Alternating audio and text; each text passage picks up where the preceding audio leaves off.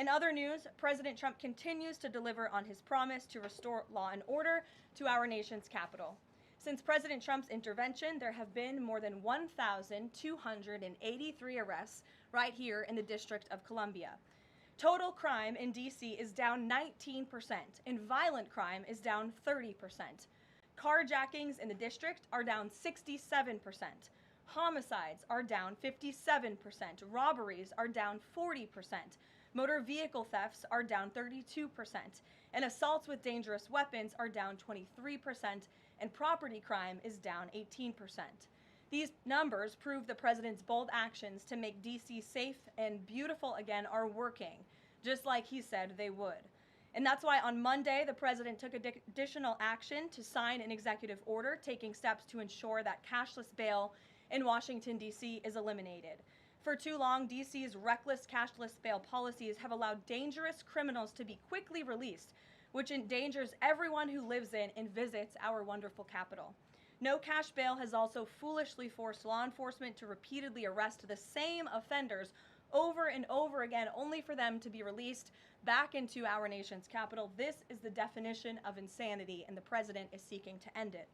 He also signed a separate executive order addressing the crime emergency in D.C. by instructing the National Park Service to hire additional United States Park Police officers to support public safety, and directing the U.S. Attorney's Office for D.C. to hire additional prosecutors to focus solely on violent and property crimes.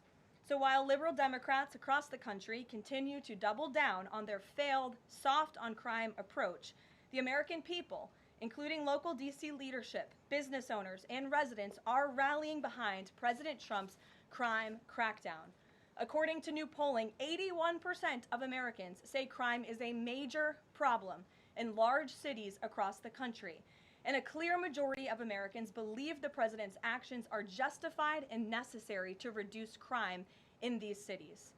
Indu Bhatia, who runs a liquor store a half mile from the White House here just down the street, is one of those Americans who are grateful for President Trump's public safety push. Indu recently told the New York Post that her store was robbed so many times that they had to spend exorbitant sums of money on security, jeopardizing her family's financial future. But thanks to President Trump's strong action, Indu said, quote, "All of my employees, including me, we feel much safer, and even our customers feel really happy when they walk into our store." And just yesterday, Washington, D.C. Mayor Muriel Bowser credited President Trump for surging federal law enforcement personnel and said neighborhoods, quote, "feel and are much safer." We thank Mayor Bowser for her cooperation and her willingness to help us make D.C. safe and beautiful. This entire effort has vindicated what President Trump and law and order advocates have been saying for years, and this is our message to Americans in Democrat-run cities nationwide. Decline is a choice. You don't have to live in constant fear of being robbed, raped, or murdered. Your leaders are lying to you, and they have been failing you for decades. The President Trump approach of upholding law and order by letting our brave men and women in blue actually do their jobs to aggressively fight crime works. In just a few weeks, President Trump has done more for D.C. residents than Democrats did in 50 years. And this can be replicated in other crime-ridden cities across the nation. As President Trump has said, all of these elected officials in charge have to do is pick up the phone and ask for the president and the federal government's help. President Trump doesn't care if they are a Republican or a Democrat leader. He wants Americans to be safe and for every law-abiding American citizen across the country to be able to thrive in their city and in their community.